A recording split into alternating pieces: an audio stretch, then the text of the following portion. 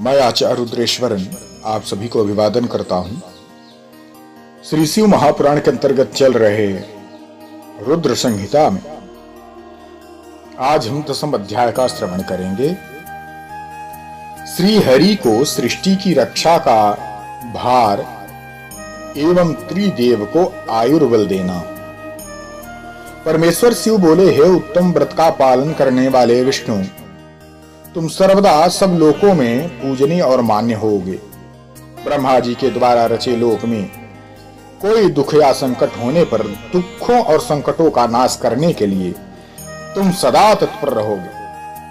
तुम अनेकों अवतार ग्रहण करके जीव कल्याण कर अपनी कीर्ति का विस्तार करोगे। मैं तुम्हारे कार्यों में तुम्हारी सहायता करूंगा और तुम्हारे शत्रुओं का नाश करूंगा। तुम में और रुद्र में कोई अंतर नहीं है, तुम एक दूसरे के पूरक हो। जो मनुष्य रुद्र का भक्त होकर के तुम्हारी निंदा करेगा उसका पुण्य नष्ट हो जाएगा, उसे नरक भोगना पड़ेगा।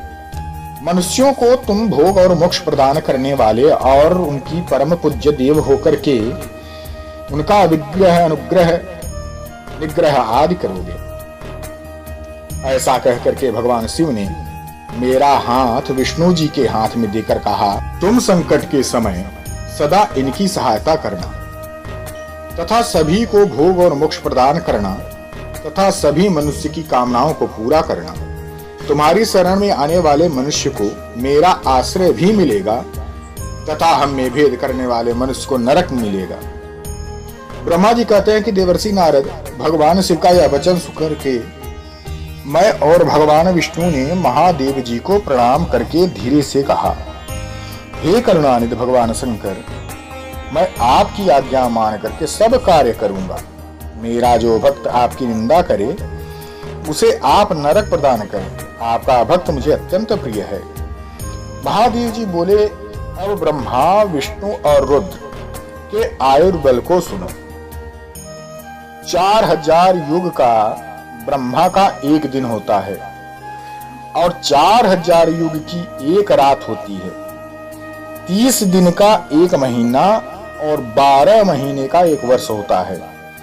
इस प्रकार के वर्ष प्रमाण से ब्रह्मा के 100 वर्ष की आयु होती है और ब्रह्मा का एक वर्ष विष्णु का एक दिन होता है।